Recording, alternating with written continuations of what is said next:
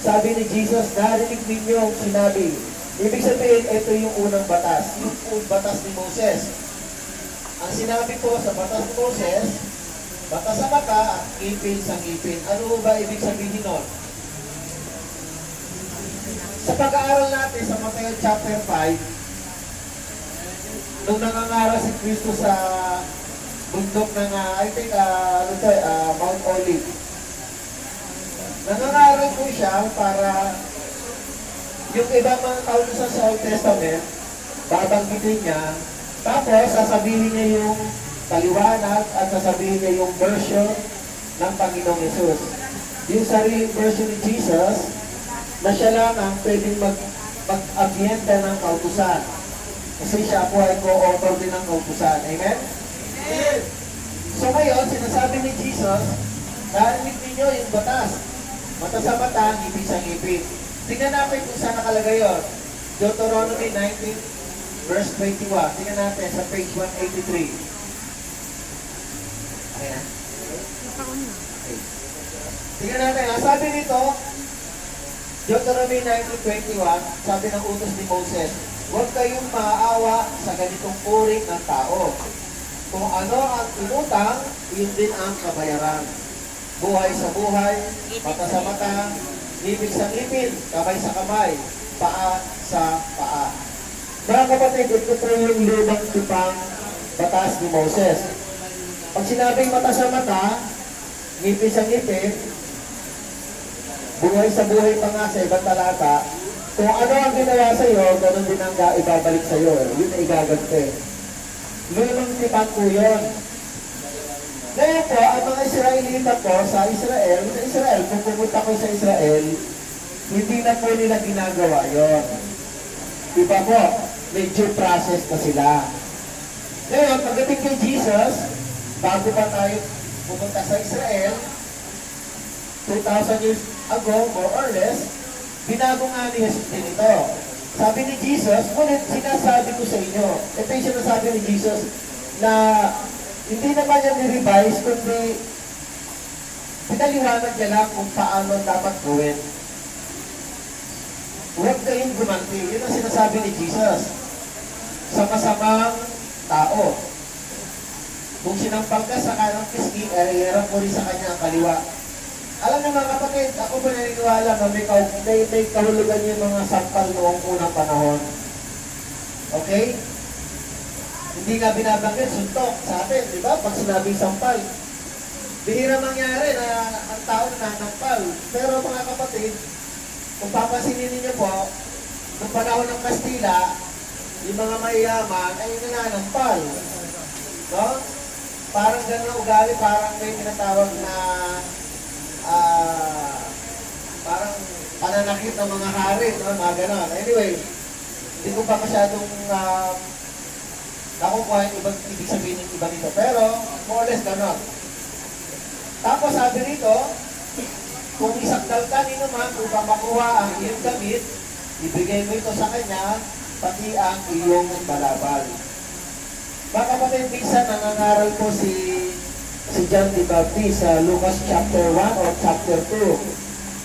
Sabi ni John the Baptist, yung mga kawal noon ng mga sundalong Romano, nagtanong sa kanila, ano gagawin natin para kami ay mapatawad? Sabi ni John the Baptist, huwag na kayong magkaroon ng, tawag doon, sa, tawag din yung parang magigil. Tapos, yung mga damit, huwag na ninyong, parang huwag ninyong, huwag ninyong gugunin. Meron ganong kaugalian yung mga Roman soldier noong unang panahon. Kaya sabi nito, kung isakdal kanino man, upang makuha ang damit, ibigay mo na ito sa kanya, pati ang iyong balabal. Verse 41, kung pilitin ka ng isang awal na pasanin ang kanyang dala, ng 1 milya, pasanin mo yung 2 milya. Sa madaling salita mga kapatid, hindi ka magre-reklamo. Ang tanong, kaya ba natin yun? Silaktan ka sa kaliwa, bibigyan mo kanan. Aaminin natin, mahirap gawin. Di ba ba? Kaya lang, yun ang utos ng Panginoon eh. Mga kapatid, ang ibig lang sabihin ng Panginoon, huwag gaganti. Sabi ng Panginoon, minsan sa utos niya, no? Vengeance is mine. Ako ang gaganti. Tapos, verse 42, bigyan mo ang nanghihingi sa iyo at huwag mong tanggihan ang naghihiram sa iyo. So lahat ito mga kapatid ay pagpaparaya. Kaya ba natin gawin ang pagpaparaya? Merong yes, pero aminin natin hindi ganun kadali magparaya. Kaya mga kapatid, utos ito ng Panginoon eh. Alang-alang ba sa utos ng Panginoon, kaya ba natin gawin? Tingin mo, Brad. Ikaw, kaya ba natin gawin? Alang-alang sa Panginoon. Kung titingin ka sa Panginoon, kaya ba natin gawin? Mga kapatid, kasi ginawa din ni Jesus ito. May mga nanakit kay Jesus. Yung mga sundalong Romano, sinaktan siya bago siya ipako sa krus. 40 na slashes o kaya labigo ang inabot ni Jesus. Na during those time, yun ang pinaka-maximum na paglatay para patunayan na siya ay nagkasala ng capital punishment. So mga kapatid, hindi siya gumante. Gumante ba si Jesus? Na sinasabi niya na kapag ako ay muling nabuhay, patay kayo sa akin. Meron bang ganun si Jesus? Wala po tayong mababasa at wala tayong madidinig na ganun si Kristo. So kung ano ba si Kristo, itinuturo niya lang din kung ano yung karakter niya, itinuturo niya sa atin. Kung ano ang behavior niya, itinuturo niya sa atin. Dahil po ang tao po, mahina ang tao para pigilan yung ganti. Ang tao talaga by nature ay nagagalit, gumaganti. Pero, ang nature ng tao ay gustong baguhin ng Panginoon. Dahil siya man ay nagkatawang tao, pero hindi siya nagbago. Dala-dala niya po yung karakter niya galing sa langit. Dala-dala ni Jesus yung kanyang behavior galing sa langit. Kung ano ang meron sa langit, kung ano ugali ni Jesus sa langit, yun ang kanyang dala-dala sa lupa. Hindi po siya nagbago. Amen? Yes. Hindi po siya nagbago. Natural niya yun. So yung natural niya, gusto niyang ibahagi sa lahat ng tao makakaalam ng kanyang ugali, makakaalam ng kanyang pamamaraan, o kaya ang lifestyle. Verse 43. Narinig ninyo sinabi, ibigin mo ang iyong kapwa at kamuhian mo ang iyong kaaway. Sa lumang tipan, again, ito na naman, lagi mayroon sinasabi si Jesus. Iniahambing ni Jesus yung lumang tipang batas sa kanyang batas, okay, sa kanyang pamamaraan. Pero sabi ni Jesus, okay lang yung magmahal sa kapwa, pero sabi ni Jesus, pero kahamuyan mo yung kaaway, yun ang utos sa unang tipan. Pero sabi ni Jesus, ngunit ito naman ang sinasabi ko, ibigin ninyo ang inyong mga kaaway at ipanalangin ninyo ang mga umuusig sa iyo. Una-una, ginawa ba ni Jesus yun? Yes. Para saan pa ang pagbaba ni Jesus? Tayo po ay mga kalaban ni Jesus. Tayo po ay mga kalaban ng Diyos. Nung si Kristo, si Eva at si Adan yung nagkasala, nagsimula na ang pagsuway ng tao sa Diyos, kaya nagsimula na yung galit ng Diyos sa tao. Hanggang nakita ng Panginoon ang mga Israelita, ilabas niya sa Egypt, pero nakita niya hindi nagbabago. Walang utang na loob sa madaling salita. Kaya nakita ng Panginoon na ugali ng tao at ang pinili niyang Israelita na anak ni Abraham, pareho rin, parang hindi nagbago. Pareho rin ang hindi anak ni Abraham. Walang pagbabago. Ibig sabihin, walang pagkakaiba sa mga anak ni Abraham at sa mga hindi anak ni Abraham. Sa panahon natin, para sinasabing Kristiyano at hindi Kristiyano, Hintil at Kristiyano. Kaya nga bumaba si Jesus para ituro yung kanyang natural na pag-uugali. Ang ugali ni Jesus ay iniibig niya ang mga kaaway. Tayo po yun, mga nagkasala. At ipinapanalangin ang mga umuusig. Verse 45. upang kayo'y maging tunay na mga anak ng inyong Ama na nasa langit. Sapagkat gayon din sa masasama at sapagkat ulitin ko, sapagkat pinasisikat niya ang araw sa mabubuti, gayon din sa masasama, at nagpapaulan siya sa mga matuwid at sa mga di matuwid. Ang Panginoon ay hindi nagtatangi. Kapag uulan yan kahit sa mga tao masasama. Pag umulan yan, lahat ng tao masama at mabuti, mauulanan yung mga pananim nilang trigo. Sa panahon natin, mauulanan yung mga pananim na palay, pananim na mga gulay. Masama man o mabuti yung taong may business o kaya nagtatanim. Ang Panginoon ba nagtatangi? Umaaraw lang ba sa mga mabubuti? Hindi po.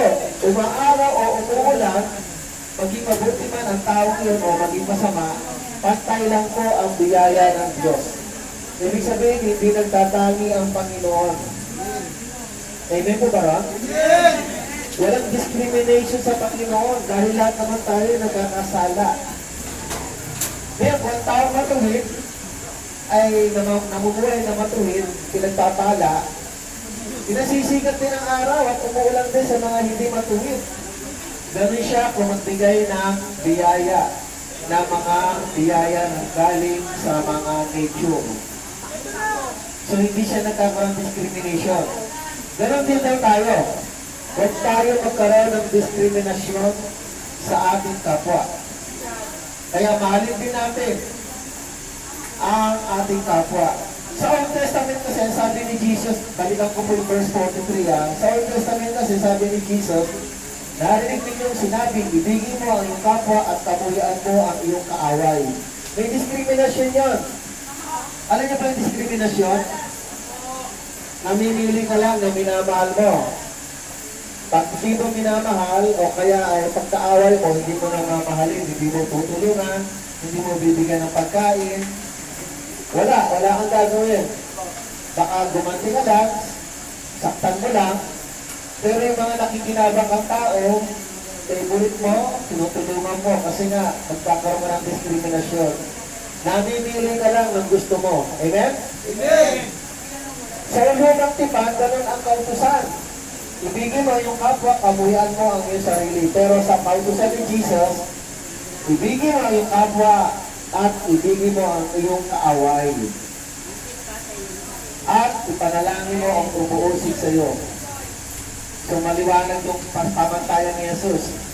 Sabi rito, verse 46, kung ang mga nagmamahal sa inyo, ang siya lamang ninyong mamahalin, anong gantimpala ang inyong maasahan? Hindi ba ginagawa rin niya ng mga naniningil ng buwis? Noong panahon ni Jesus, ang mga naniningil ng buwis, mga kapatid, ang ginagawa ng mga sinisingil, nagiging kaibigan yung mga tax collector. Parang mura yung masingil sa kanila. At ang ginagawa ng mga tax collector, nagiging kaibigan din yung mga sinisingil nila. Para naman, naging magkakaibigan sila at napakikinabangan na isa't isa. So hindi rin gano'n ang tunay na pagmamahal. Ang pagmamahal ay minamahal mo kahit hindi ka nakikinabang. Ito po ang natural na nangyayari sa tao. Minamahal mo lang yung pinakikinabangan mo eh. Amen? Totoo ba yun? Pag nakikinabang ka sa isang tao, binibigyan mo ng pabor. Minamahal mo. Pinaglilingkuran mo. Pero kung hindi ka nakikinabang, wala nang pakinabang dyan. Ba't ko pa aasayangin ang panahon ko dyan? Totoo kasi wala tayong pakinabang sa Panginoon eh. Kahit wala po tayo, mananatili siyang Diyos. Amen? Amen! Pero tayo, kung walang Diyos, hindi tayo mananatili totoong tao. Bakit? Kay Kristo lang na makikita ang totoong tao eh. Mananatili siyang Diyos kahit wala ang tao. Pero tao, pag wala ang Diyos, at hindi tayo niligtas, pagsamantala ng pagiging tao dahil pag namatay tayo, pupunta tayo lahat sa impyerno kung wala tayong Diyos. Hindi tayo magtatagal.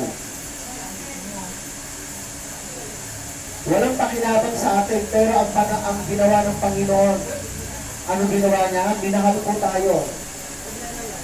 Ano pakinabang sa atin? Gumagawa nga tayo ng kasalanan eh. Ipinagkakanulungan natin si Jesus. Sinasabi natin, nakilong tayo, sumusunod tayo, nagbabasa tayo ng Bible, pero sa totoong buhay, hindi natin isinasabuhay ang salita ng Panginoon. Ipinagkakanulungan natin ang tawag doon. Ano pakinabang sa atin? Bakit pa tayo tinutubos ng Panginoon? Anong pakinabang sa atin? Bakit ang Panginoong Jesus ay namatay para sa atin? Wala tayong silbi, mga kapatid, yan ang katotohanan. Amen? Amen! Ganun din ang gusto ng Panginoon sa atin. Minahal niya tayo, namatay siya para sa atin, kahit na wala tayong silbi. Maging ganun din tayo sa kapwa natin, kahit hindi natin pinakikinabangan, mahalin din natin. Unawain din natin. Kahit sinaktan, ang bottom line na, kahit sinaktan ka, kahit inaway ka, mahalin mo eh. Dahil ganun ang Panginoong Jesus. Itinuturo niya lang kung ano yung lifestyle niya, gayahin natin. Amen po ba? Amen! Sa mga kababaihan, nadidinig niyo po? Opo. Kababaihan? Opo. Ako, kuha niyo po? Opo.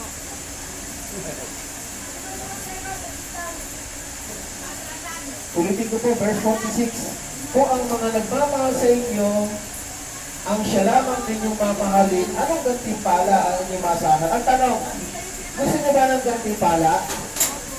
Ulitin ko po, gusto niyo ba ng gantimpala? Amen! Mahalin ninyo yung hindi karapat-dapat mahalin. Mahalin ninyo yung hindi nyo napapakinabangan. Mahalin ninyo ang inyong kaaway. May gantimpala kayo sa Panginoon. Pangako niyo yun, hindi ako nangangako ha. Nakalagay dito yun ha. Baka sabihin niyo, Pastor, wala naman gantimpala eh. Hindi po, sinabi niya eh. Kung ang mga nagmamahal sa inyo ang siya lamang din mamahalin, anong gantimpala ang inyong inaasahan? So may gantimpala pala kung magmamahal tayo. Ito ba? Hindi ba't ginagawa rin niya ng mga maniningil na buwis? At kung ang mga kapatid lamang ninyo ang inyong binabati, ano ang ginagawa ninyong higit kaysa iba? Hindi ba't ginagawa rin iyan ng mga hentil? Kaya maging ganap kayo gaya ng inyong ama na nasa langit. Ang mga hintil po ay walang batas, walang kautusan. Ang mga hintil po ay hindi Hudyo noong panahon nun. Ang mga hintil po ay ibang lahi. Tulad natin, pwede tayo tawagin hintil dahil di tayo Hudyo. Ang mga hintil, in general term, wala po silang kautusan ni Moses. Wala silang batas. Pero may mga hintil na nakikisamba sa mga pagsamba ng mga Hudyo. Kaya nakikinig sila, sinusunod nila yung batas ni Moses. Pero hindi po sila Hudyo. Ibang lahi po sila ng galing, pero sumasamba sila sa Diyos ni Abraham, ni Isaac, at ni Jacob. Kaya yung mga hintil na binabanggit dito, yung talagang hindi sumusunod sa Diyos. Walang batas, walang kinigila ng Diyos. Ganun ang mga hintil. Gumaganti sila sa mga pinakikinabangan nila. Pag may birthday, in-invite ka, iisipin mo, naku, imbitahin ko rito pag may birthday kasi in-invite ako. That's hentil po tawag doon. Yung ugaling hentil. Pero, yung ugali ni Jesus, for example, ugali ni Jesus, nag-imbita ka, pinakain mo, pero nung birthday, nung in-invita ko, hindi ka in-invita. Dapat hindi ka nagagalit kung hindi ka in-invita. Amen? Malay mo, baka wala naman siyang panghanda. Baka wala siyang pera. Kasi sabi ng Panginoon, kay Pablo, it's better to give than to receive. Mas mabuti na yung lagi ka nagbibigay kaysa tumatanggap. Sinabi ang daw ni Jesus, sabi ni Pablo. Kaya kahit hindi ka bigyan, pero ikaw ay nagbigay, huwag kang sasama ang loob. Amen? Amen!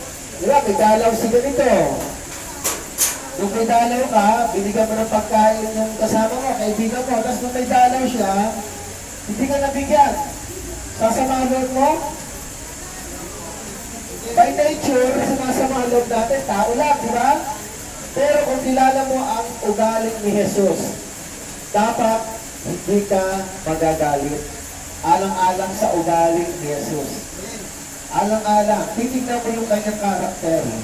Kapag tinignan mo ang lifestyle ni Jesus, matutuwa ka, ay Lord, nagampanan ko pala. Kaya ko palang hindi magtanim ng sama ng loob kahit hindi ako nabigyan. Ngayon, kapag may dumating na bisita sa'yo, binigyan ka ng pagkain padala, bigyan mo pa rin siya kahit hindi ka nabibigyan. Ganun talaga eh. Ganun si Kristo eh. Amen? Amen! Pero mga kapatid, makakatulong yun para makita niya na ang kabutihan ng Diyos ay nasa sayo.